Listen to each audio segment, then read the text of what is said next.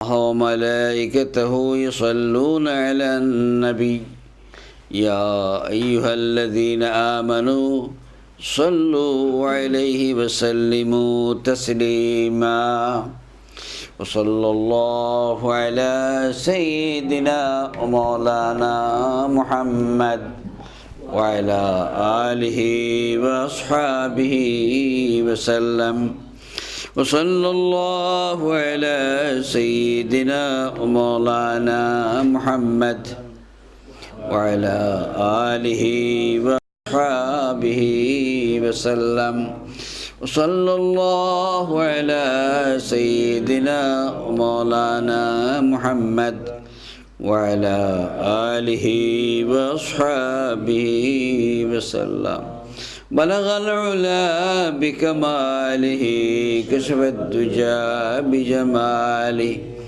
حسنت جميع خصاله صلوا عليه وآله بلغ العلا بكماله كشف الدجى بجماله حسنت جميع خصاله صلوا عليه وآله السلام عليكم ورحمة الله محترم حضرات আল্লাহ রব্বুল আলামিনের লাখ লাখ শুকরিয়া যে আল্লাহ তাআলা তার কোরআনের মাহফিলে হাজির হওয়ার তৌফিক আমাদের দান করেছেন, বসার সুযোগ দান করেছেন, এর জন্য আমরা শুকরিয়া জানাই আলহামদুলিল্লাহ। আমরা গত তারিখে কোরআনের কয়েকটি আয়াতকে কেন্দ্র করে কোরআনের মর্যাদা এবং ফজিলত সম্পর্কে আমরা আলোচনা করেছি। তো গত তারিখে আলোচনাটা ছিল কোরআনের আলোকে কোরআনের ফজিলত। কোরআনের মধ্যে আল্লাহ পাক রব্বুল আলামিন কোরআনের মর্যাদা সম্পর্কে কি আলোচনা করেছেন। আজকে আমরা আলোচনা করব হাদিসের আলোকে কোরআনের ফজিলত। হাদিসের ভিতরে আল্লাহ পাক রব্বুল আলামিন কোরআন মাজিদের ফজিলত সম্পর্কে আল্লাহ রাসূল সাল্লাল্লাহু আলাইহি ওয়াসাল্লাম কী বলেছেন এটা আলোচনা করব। তো এই ব্যাপারে বোঝা দরকার যে হাদিসের ভিতরে অসংখ্য হাদিস এই ব্যাপারে রয়েছে, এই সবগুলো আলোচনা করা সম্ভবপর না আর প্রয়োজনও নাই। তো আমি আপনাদের সামনে আজকে আল্লাহ তাআলা যদি তৌফিক দান করেন তাহলে ইনশাআল্লাহ 19টা হাদিসের ভিত্তিতে আমার আলোচনা আজকে করার চেষ্টা করব। সর্বপ্রথম আপনাদের জানা আছে যে আল্লাহ পাক রব্বুল আলামিন কোরআন মাজিদে যে পরিচয় দান করেছেন, আল্লাহ তাআলা বলেছেন ইয়া আইয়ুহান নাস, হে দুনিয়ার মানুষ, قد جاءتكم موعظة من ربكم, তোমাদের কাছে তোমাদের প্রভুর কাছ থেকে, তোমাদের কাছে তোমাদের মালিকের কাছ থেকে, তোমাদের প্রতিপালকের কাছ থেকে ওয়াজ নসিহত পৌঁছে গেছে। আর শিফাউল লিমা ফিস সুদূর, আর এর মধ্যে মানুষের দিলের ভিতরে যত ব্যায়াম আছে এই ব্যায়ামের চিকিৎসা রয়েছে। আর আল্লাহর তরফ থেকে এটা হচ্ছে মানব জাতির জন্য হেদায়েত, জীবন বিধান আর রাহমাত মুমিনদের জন্য। আর আল্লাহ তাআলা বলতেছেন যে এটা আল্লাহর ফজল আর মেহরবানি। এই কোরআন মাজিদে তোমরা পাইছো, এটা তোমাদের কোনো ক্রেডিট না, তোমাদের কোনো পাওনা না, বলেছ আল্লাহ তাআলার কি এটা দয়া আর মেহরবানি। সুতরাং তোমরা কী করো, এই যে কোরআন, এই যে জীবন বিধান তোমার পাইছো, যেন তোমরা আল্লাহর প্রশংসা করো, খুশি আনন্দ করো তোমরা।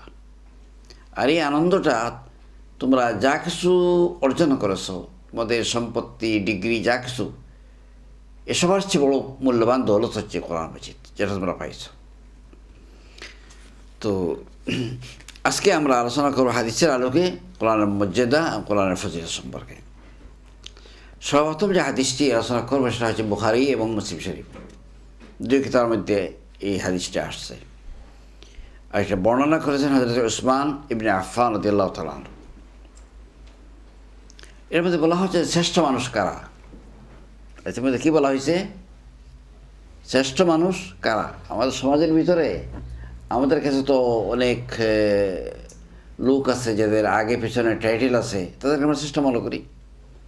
একদিকে মনে করি আমরা যারা সৈয়দ, যারা চৌধুরী, খান, পাঠান, হ্যাঁ, তালুকদার, এই সমস্তগুলো আমরা মনে করি যে এরা শ্রেষ্ঠ মানুষ। অন্যদিকে আমরা অনেকে মনে করি যে মুফতি, আল্লামা, মুফাসসির, হাদিস, মুহাদ্দিস, এরা শ্রেষ্ঠ মানুষ। তো এইভাবে আমাদের সমাজের ভিতরে বিভিন্ন ধারণা আমাদের ভিতরে আছে, কিন্তু আল্লাহ রাসূল সাল্লাল্লাহু আলাইহি সাল্লাম যেটা বলে এটাই সঠিক, এবং এটাই কারেক্ট। হুজুর বলতেছেন, قال رسول الله صلى الله عليه وسلم خيركم من تعلم القرآن وعلمه। হুজুর বলতেছেন যে তোমাদের ভিতরে শ্রেষ্ঠ হচ্ছে ওই সমস্ত মানুষ যারা কোরআন শিক্ষা দেয় এবং শিক্ষা করে এবং শিক্ষাদান করে। তাআল্লামাল কোরআন ওয়া আল্লামা, যারা মানুষকে, যারা কোরআন নিজে শিখে অথবা শিক্ষাদান করে। মানে এটা দুইটা কাজ, এই দুই কাজ যারা করে এরাই শ্রেষ্ঠ মানুষ। তাহলে বুঝতে গেল আপনার আমার এই দুইটা থেকে একটা মধ্যে শরীক দিতে হবে, হয় পড়াইতে হবে আর নয় পড়তে হবে, হয় পড়তে হবে আর নয় পড়াইতে হবে। এই দুইটার মধ্যে থেকে আমার শরীর একটার মধ্যে আসতে হবে। আর যাদের ভাগ্যে মনে করেন দুটোই জুটে গেছে তারা তো আরও উন্নত।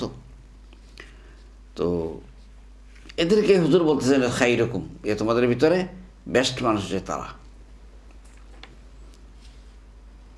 এখন এই যে তাআল্লুম, ইলম অর্জন করা আর এটা বিতরণ করা, এটা থেকে আমরা আমাদের সমাজের ভিতরে কিছু লোক আমরা ধারণা করে রেছি যে বাচ্চাদেরকে আমরা নাজেরা পড়াই বা হিফজ করাই, এটাই তো উত্তম কাজ। কিন্তু হাদিসের ব্যাখ্যা আরও ব্যাপক। হাদিসে প্রথম বলতেছে যেটা আপনি বুঝেন না, এটাকে হাদিসে পড়ে মনে করে না। যেটা আপনি বুঝেন না এটাকে হাদিস কি বলে না, পড়াই মনে করে না। এমন একটা জিনিস পড়বে না, বুঝবেন না, এটা পড়া হইল না। এটা হ্যাঁ, এটা একমাত্র আমি বলছি, এটা কোরআন মাজিদ ছাড়া আর কোনো কিতাবের ব্যাপারে আমরা এই ব্যবহার করি না, যে বুঝি না তারপরেও পড়ি। আমার আফসোস হচ্ছে মুসলিম জাতির দুর্ভাগ্য এটা, যে মানে কিতাব আল্লাহর তরফ থেকে পাইছি আমরা, কিন্তু এরপরে এটার সাথে আমরা যে ব্যবহার করতেছি এটা বড় খারাপ ব্যবহার করতেছি। যে বুঝি না আর পড়ি, এই হচ্ছে আমাদের মুসলমানদের ভিতরে অবস্থা। হচ্ছে 99% অবস্থা এটা যদি বুঝতাম যে 10%, 5% এটা কোনো প্রবলেম ছিল না। কিন্তু এই যে বিরাট বাস্ট মেজরিটি মানুষে কোরআন শরীফ বুঝে না, আবার পড়ে, এবং বোঝার কোনো উৎসাহ নেই, প্রেরণা নেই, কি জন্য নাই। মার্কেটে যে ওয়াজ নসিহত যে প্রোগ্রামগুলো চলছে, এদের ভিতরে আমরা কিছু সংখ্যক ব্যতিক্রম ব্যাককল ছাড়া আর কেউ কথা বলার নাই। সবাই ঠিক করে ফেলেছে এই পাবলিকগুলো বোঝা জিনিস নয়, পাবলিক এটা বুঝবে না। এরা যত বড় ডিগ্রিধারী হোক, এরা বিএ, এমএ, ডাক্তার, ইঞ্জিনিয়ার যাই হোক না কেন, ওরা বুঝবে না। কোরআন বোঝার জন্য ওরা ইজারাদারি নিয়ে গেছেন, বোঝানোর চেষ্টা করেন না মানুষকে। তো হুজুর আকরাম সাল্লাল্লাহু আলাইহি সাল্লাম বলতেছেন যে, কি বলতেছেন যে সমাজ শ্রেষ্ঠ মানুষ তারা যারা এ কোরআনকে পড়ে আর পড়ায়। তার মানে বুঝায়, নিজে বুঝে মানুষকে বোঝায়, নিজে পড়ে অন্যকে পড়ায়, নিজে বুঝে মানুষকে বোঝায়, হ্যাঁ, নিজে আমল করে অন্যকে আমল করায়, এই কাজ যারা করে। যে দ্বিতীয় হাদিস হচ্ছে মুসলিম শরীফের হযরতে ইবনে ওমর রাদিয়াল্লাহু আনহু বর্ণনা করেছেন। হযরত ওমর রাদিয়াল্লাহু আনহু তিনি বলতেছেন, ইন্নাল্লাহ ক্বাল রাসূলুল্লাহ সাল্লাল্লাহু আলাইহি সাল্লাম, হুজুর বলেছেন, ইন্নাল্লাহ ইয়ারফাউ বিহাদাল কিতাব আকওয়ামান ওয়া ইয়াদাউ বিহি আখারিন। বলতেছেন যে হুজুর আকরাম সাল্লাল্লাহু আলাইহি সাল্লাম বলেছেন যে এই কিতাবের মাধ্যমে অনেক জাতির উত্থান হয়, আবার এই কিতাবের মাধ্যমে অন্য জাতির পতন হয়। অর্থ হচ্ছে এটা যে কোরআনের সাথে ব্যবহারের মাধ্যমে আপনার ভাগ্য নির্ধারণ হবে। একটা জাতি গঠিত হয় কোরআনের মাধ্যমে। কোরআনকে যদি পড়ে, স্টাডি করে, সমাজের ভিতরে এটা কায়েম করে, তাহলে জাতি কী হয়, উন্নতি লাভ করে। আর যদি জাতি কোরআনকে পড়ে না, বোঝে না, আমল করে না, তাহলে সেই জাতি কী হয়, অবনতি হয়। মুসলিম জাতির অবস্থা ছিল তাই। মুসলিম জাতি হুজুর আকরাম সাল্লাল্লাহু আলাইহি সাল্লামের জমানা, সাহাবা একরামদের জমানা অবস্থা ছিল এরকম যে মুসলমানরা কোরআনকে পড়তেন, বুঝতেন, আমল করতেন, কায়েম করতেন সমাজের ভিতরে। এটা ছিল হুজুরের জমানা, খোলাফায়ে রাশিদিন। আর এরপর থেকেই কোরআনের সাথে আমরা সম্পর্ক ত্যাগ করে ফেলেছি। হুজুরের জমানায়, সাহাবা ইকরামের জমানায় ছিল কি প্রথম কোরআন, এরপরে হাদিস, এরপরে ফিকহ।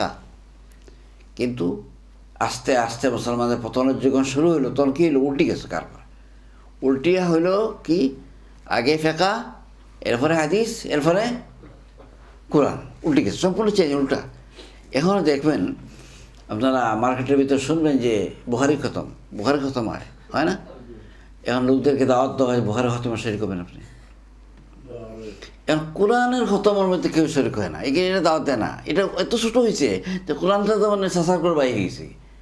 এই সাসার করে বাইরে আসলে আর এটা মানুষের জমা হয় না, আসবে না। এই জন্য কোরআন শেষ। জমা হওয়ার জন্য কী দরকার? খতমে বুখারী হবে, আর এরপরে খতমে বুখারী দোয়া হবে। তো এ সম্পর্কে আমি কী বলবো? আমি এই জায়গাতে গেছিলাম এক খতমে বুখারীর খতমে। তো সেখানে গিয়ে 2-3 জনে তারা পড়লেন। তো তারা যে পড়লেন, একটা হরফ, পাবলিক বাদ দেন, আমরা তো কিছু লেখাপড়া করেছি, একটা হরফ বোঝার কোনো ক্ষমতা নেই। আমার কথা হলো এই 5টা 10টা করে পড়াচ্ছে, একটা হাদিস যদি পড়া হইতো, আর এটা যে লোকেরা বুঝতো, ফায়দা হইতো। এটা কিন্তু খবর নেই। এগুলো সব ট্র্যাডিশন, রসমাত হিসাবে চলছে সমাজের ভিতরে চলছে। এটা দুঃখ করা ছাড়া আর কোনো উপায় নাই। বলতেছি আপনাদেরকে এই জন্য, কাউকে ছোটো করার জন্য না, সমালোচনা করার জন্য না, বোঝার জন্য যে সব কী করতে হবে, আমাদের করণীয় কী। অথচ আল্লাহ রাসূল কী বলতেছেন? এই কোরআনের সাথে যদি তোমরা ভালো ব্যবহার করো, এটাকে যদি তোমরা তোমাদের ব্যক্তিগত জীবনে, পারিবারিক জীবনে, সামাজিক জীবনে, রাষ্ট্রীয় জীবনে যেটা কায়েম করো, তোমরা উন্নত জাতি হবে। আর যদি এটা খারাপ ব্যবহার করো, এটাকে তোমরা পাঠ করো না, বোঝো না, সমাজের ভিতরে কায়েম করো না, তাহলে তোমরা অধঃপতিত হবে। আল্লাহ তাআলা এই এক্সাম্পল হিসেবে সাহাবায়ে কেরামের জমানা ছিল যে সাধারণ লোক, লেখাপড়া কী জানতেন তারা, কিন্তু সারা দুনিয়ার মানুষকে তারা শিক্ষা দান করেছেন, সারা দুনিয়ার ভিতরে লিডারশিপ দিয়েছেন, হ্যাঁ, তারা নেতৃত্ব দান করেছেন। আর আজকে আমাদের অবস্থা কী? আজকে আমরা কেউ লিডার না, সমাজের পরিচালনা নাই, আমরা সবাই ফলো করতেছি, সবাই কাফির মুশরিক যারা, এদেরকে ফলো করতেছি। কী কারণে? কোরআনের সাথে এই খারাপ ব্যবহার করার কারণে। 3 নম্বর, বাইহাকি শরীফের হাদিস। আন উবায়দা রাদিয়াল্লাহু আনহু বলতেছেন যে ক্বাল রাসূলুল্লাহ সাল্লাল্লাহু আলাইহি সাল্লাম, হুজুর বলতেছেন, ইয়া আহলাল কোরআন, হে কোরআনের দাবিদাররা, লা তাসাওয়াদু কোরআন, তোমরা এই কোরআনকে বালিশ বানাইও না, এই কোরআনকে তোমরা কী করো না? বালিশ বানাইও না। ওয়াতলু হাক্কা তিলাওয়াতিহি মিন আনাইল লাইলি ওয়ান নাহার, আর রাত দিন এটাকে তার হক আদায় করে তোমরা কী করো? তিলাওয়াত করো। হক আদায় করে তিলাওয়াত করো। এর অর্থ কী? এর অর্থ হচ্ছে এটা শুদ্ধভাবে, সঠিকভাবে বুঝে শুনে এটাকে পাঠ করো। এবং কোন সময়? রাত দিন, কোনো টাইম নেই, কোনো সময় নিষিদ্ধ নেই। কোরআন শরীফের সময় পড়া নিষিদ্ধ আছে, নামাজের ব্যাপারে কিছু কথাবার্তা আছে যে এই সময় নামাজ পড়া মাকরুহ, কোনো সময় আছে হারাম। কিন্তু কোরআন শরীফ ব্যাপারে বলা, আল্লাহ রাসূল বলতেছে রাত দিন 24 ঘন্টা যে সময় তোমার সুবিধা আছে কোরআন মাজিদ তিলাওয়াত করো, বোঝার চেষ্টা করো। 1 নম্বর কাজ। 2 নম্বর, আফসু, এটাকে প্রচার করো। কোরআন মাজিদ কী করো? প্রচার করো। আফসু ওয়াতাগান্নুহু, আর খুব সুন্দর করে এটাকে পাঠ করো। ওয়াতাদাব্বারু মা ফিহি, আর এর ভিতরে যা কিছু আল্লাহ তাআলা বলেছেন এগুলো চিন্তা করো, রিসার্চ করো, গবেষণা করো। তাহলে কী হবে? লাআল্লাকুম তুফলিহুন, লাআল্লাকুম তুফলিহুন। কে বলতেছেন? এটা মুহাম্মদ রাসূলুল্লাহ সাল্লাল্লাহু আলাইহি ওয়াসাল্লাম। তাহলে তোমরা কি কামিয়াব হবে? তো কামিয়াবির পথ কী বলে দিলেন? যে এটাকে পড়তে হবে, প্রচার করতে হবে, আর এটা নিয়ে চিন্তা গবেষণা করতে হবে। আচ্ছা, 4 নম্বর হাদিস হচ্ছে যে কোরআন ও হাদিসকে আঁকড়ে ধরতে হবে। হুজুর বলতেছেন যে কেউ যদি কোরআনকে হাদিসকে আঁকড়িয়ে ধরে, তাহলে সে কী হবে না? পথভ্রষ্ট হবে না। কোরআন হাদিসকে যদি প্রত্যেক মুহূর্তে আঁকড়ে ধরা যায়, তাহলে কী হবে না? সে কোনো দিন পথভ্রষ্ট, পথ হারাবে না। সে হাদিস হচ্ছে মুসনাদে আহমদের। হযরত ইবনে আব্বাস রাদিয়াল্লাহু আনহু বলতেছেন যে ক্বাল রাসূলুল্লাহ সাল্লাল্লাহু আলাইহি সাল্লাম, ইন্নী ক্বাদ তারাকতু ফীকুম আমরাইন। হুজুর বলতেছেন যে আমি তোমাদের কাছে দুটো জিনিস রেখে যাচ্ছি, লান তাযিল্লু মা তামাসসাকতুম বিহিমা, এটাকে যদি তোমরা আঁকড়ে ধরো তাহলে কী হবে, তোমরা কোনোদিন গুমরা হবে না, কখনো গুমরা হবে না। লান তাযিল্লু মানে কখনো তোমরা কী হবে না, পথভ্রষ্ট হবে না। এই কিতাব কি, দুইটা জিনিস কি, একটা হচ্ছে কিতাবুল্লাহ, সুন্নতে রাসূল, একটা হচ্ছে আল্লাহর কিতাব আর দ্বিতীয়ত সুন্নতে রাসূল, হাদিস। আচ্ছা, এরপরে 5 নম্বর হাদিস, কোরআনকে বিজয়ী করার জন্য যারা চেষ্টা করে, কোরআনকে বিজয়ী করার জন্য সমাজের আরও যত মতবাদ আছে এগুলাকে প্রজ্বলিত করে, এগুলাকে নিচা করে, আল্লাহর দ্বীনকে বিজয়ী করার জন্য যারা চেষ্টা করে, তাদেরকে আল্লাহ তাআলা কিয়ামতের দিন এমন সুযোগ দিবেন, তারা তো জান্নাতে যাবেই এবং তার পরিবারের 10 জন নিয়ে যাবে। পরিবার কয়জন? 10 জন নিয়ে। এই হাদিসটা আপনারা আমার কাছ থেকে একটু উল্টা ব্যাখ্যা শুনবেন।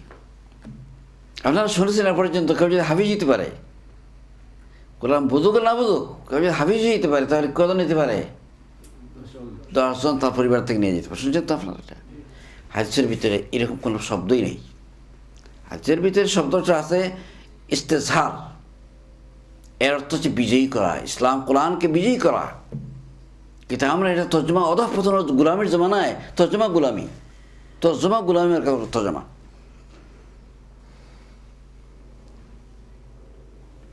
এখন হুজুর আকরাম সাল্লাল্লাহু আলাইহি ওয়াসাল্লাম বলতেছেন যে ব্যক্তি মানে কারাল কোরআন, যে কোরআন পাঠ করবে, ফাস্তাজহারাহু, আর এই কোরআনকে বিজয়ী করার জন্য কী করবে, চেষ্টা করবে। আপনারা অনেকেই কোরআন শরীফ আয়াত জানা আছে যে হুয়াল্লাযী আরসালা রাসূলাহু বিল হুদা ওয়া দীনিল হক লিইয়ুযহিরাহু, যে শব্দটাই গঠিত হয়েছে এই ফাস্তাজহারাহু ওটা থেকে আসছে। এর তো কি, কোরআনকে বিজয়ী করা, কোরআনকে বিজয়ী করার জন্য চেষ্টা করা। তো কোরআনকে বিজয়ী করতে হলে একদিনে 2 দিন চেষ্টা করলে হবে না, রাত দিন চেষ্টা করতে হবে। এই জন্য নিজের সময়, টাইম, টাকা পয়সা সব কিছু কোরবান করে দিতে হবে।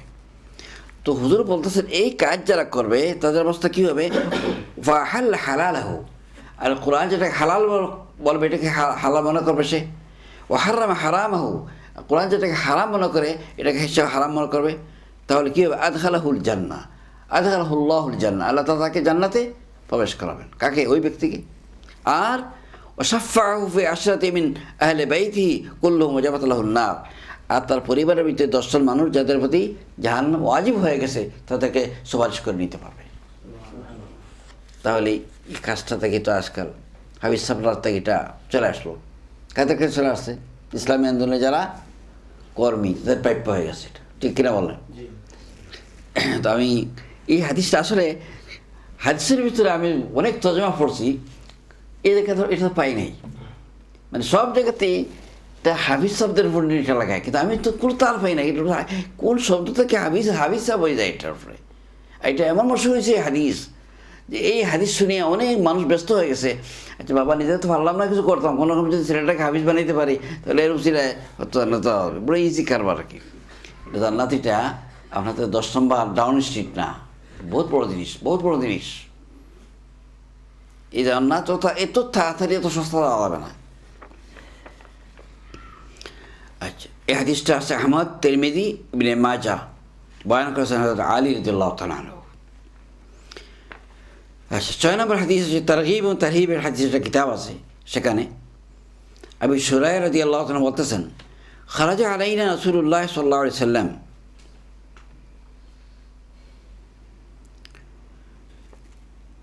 قال إن هذا القرآن حبل الله المتين طرفه بيد الله وطرفه بأيديكم فتمسكوا به فإنكم لن تضلوا ولن تهلكوا بعده أبدا। বলতেছেন যে একদিন রাসূলুল্লাহ সাল্লাল্লাহু আলাইহি সাল্লাম আমাদের সামনে বাইরে আসলেন, রুম থেকে বাইরে সাহাবায়ে কেরাম বলতেছেন যে তিনি সাহাবী বলতেছেন যে আমাদের সামনে আসলেন হুজুর। আসে পর ইন্না হাযাল কুরআন হাবলুল্লাহ, এই যে কোরআন যেটা এটা আল্লাহর রশি, এই যে কোরআন এটা কার রশি? আল্লাহর রশি। আর কিরকম রশি? হাবলুল্লাহ মাতিন, বড় মজবুত রশি। আচ্ছা, তরফহু বিয়াদিল্লাহ, এক সাইড ধরা আল্লাহ তাআলার হাতে, কোরআন এক সাইডে তো রাখে, আল্লাহর হাতে এক সাইড, আর তরফু বিআইদিকুম আরেক সাইড তোমাদের হাতে। ফাতামাসসাকু বিহি, তোমরা মজবুত করে ধারণ করো। এর তো কি, ভালোভাবে পড়ো, বুঝো, আমল করো, সমাজে প্রতিষ্ঠিত করো। তোর কী হবে? ফাইন্নাকুম লান তাদিল্লু, তাহলে তোমরা কি করবে? কোনো দিন পথভ্রষ্ট হবে না। ওলান তুহলিকু বা'দা আবাদান, আর এরপর করে তোমরা হালাক হবে না, ধ্বংস হবে না। কে বলতেছেন এটা? হুজুর আকরাম সাল্লাল্লাহু আলাইহি ওয়াসাল্লাম। এই হাদিসটা আমরা কী পেলাম? হাদিসটা কি আমরা পাইলাম এটা, যদি আমরা এই কোরআন এটা রশি, আর এমন এক রশি যে এর এক সাইড কার হাতে? আল্লাহর হাতে, আর এক সাইড কার হাতে? মুসলমানদের হাতে, যে এর প্রতি ইমান আছে, স্টাডি করে। হুজুর বলতেছে যে আমরা এটাকে বাড়াবে, মজবুত ধরো। এটা সাধারণ কোনো বই না, সাধারণ কোনো কিতাব না, এটা স্পেশালি অসাধারণ কিতাব। এটা 7 নম্বর হাদিস আছে, বাইহাকি শরীফে আসছেন। হযরত আলী রাদিয়াল্লাহু বলতেছেন, তিনি বলতেছেন যে এক জমানা আসবে, কোরআনের নাম থাকবে কিন্তু তার রু থাকবে না। কোরআনে কি থাকবে? নাম থাকবে কিন্তু রু থাকবে না। قال رسول الله صلى الله عليه وسلم يوشك أن يأتي على الناس زمان لا يبقى من الإسلام إلا اسمه। হুজুর সাল্লাল্লাহু আলাইহি ওয়াসাল্লাম বলেছেন, এক জমানা আসবে যখন ইসলামের জাস্ট নাম থাকবে, কে আর কিছু বাকি আর কিছু থাকবে না। মুসলমানরা জিজ্ঞাসা করে তুমি কোন জাত? মুসলমান, দ্যাটস ফিনিশ। তার কোনো আমল, তার কোনো জ্ঞান, কারণ নলেজ, কোনো কিছু থাকবে না তার ভিতরে। ওয়ালা ইয়াবকা মিনাল কুরআন ইল্লা রাসমুহু, আর কোরআন মাজিদ বাকি থাকবে, কীরকম থাকবে? রসুমাত হিসাবে। কী হিসাবে থাকবে এটা? রসুমাত হিসাবে, যে তার ছেলেকে কোরআন মাজিদ পড়াইছে নজরানা, বাস অনেক হয়ে গেছে। মেয়েকে কোরআন মাজিদ পড়াই ফেলেছে, আর বিয়ের দিনে অন্যান্য জিনিসের কোরআন শরীফটা হাতিয়ে দিলে দিতে পারে, বাস আর কি রাখে? আর পড়ার আর বোঝার আমল করার কোনো প্রয়োজন নেই। এই অবস্থা আসবে। কে বলতেছে? এটা হুজুর সাল্লাল্লাহু আলাইহি ওয়াসাল্লাম। এরপর হুজুর বলেছেন, মাসাজিদুহুম আমিরাতুন ওয়া হিয়া খারাবু মিনাল হুদা, সুন্দর সুন্দর মসজিদ তৈরি হবে। সুন্দর সুন্দর কী হবে? মসজিদ তৈরি হবে, কিন্তু হেদায়েত থেকে খালি।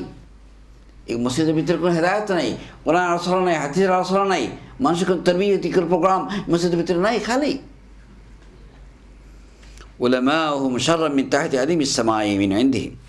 এরা বলতেছেন যে এই জামানায় যারা উলামা হবে, এরা আসমানের নিচে সবচেয়ে নিকৃষ্ট কওম হবে, নিকৃষ্ট মানুষ হবে এরা। কে বলতেছেন এটা? হুজুর আকরাম সাল্লাল্লাহু আলাইহি ওয়াসাল্লাম। আর মিন ইনদিহিম তাখরুজুল ফিতরাতু ওয়া ফীহিম তাউদু, আর সবার যত ফিতরা আছে সবগুলো আমাদের কাছ থেকে বাইর হবে, আবার তাদের কাছ থেকে সেগুলো শেষ হবে। চিন্তা করেন, হুজুর আকরাম সাল্লাল্লাহু আলাইহি ওয়াসাল্লাম সব বলে দিয়ে গেছেন এগুলো কী হবে ভবিষ্যতে। আচ্ছা, 8 নম্বর হাদিস। এই হাদিসটা অনেক লম্বা হাদিস, বড় সুন্দর হাদিস। তিরমিজি শরীফে আসে, দারামি শরীফে আসছে। বর্ণনা করেছেন হযরত আলী রাদিয়াল্লাহু তাআলা। কে আলোচনা করেছেন? হযরত আলী রাদিয়াল্লাহু। তিনি বলতেছেন, আমা ইন্নী সামি'তু রাসূলুল্লাহ সাল্লাল্লাহু আলাইহি ওয়াসাল্লাম ইয়াকুলু, আমি শুনলাম একদিন রাসূলুল্লাহ সাল্লাল্লাহু আলাইহি ওয়াসাল্লাম বলতেছেন। কি বলতেছেন? আলা ইন্নাহা সাতাকুনু ফিতনাতুন, অতি সত্বরই ফিতনা সৃষ্টি হবে, ফিতনার জামানা আসবে, যুগ আসবে।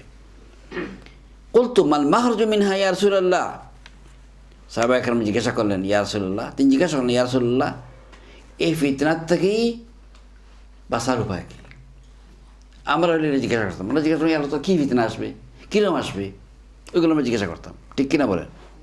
আমাদের হচ্ছে ওই চিন্তাধারা আমাদের এটা।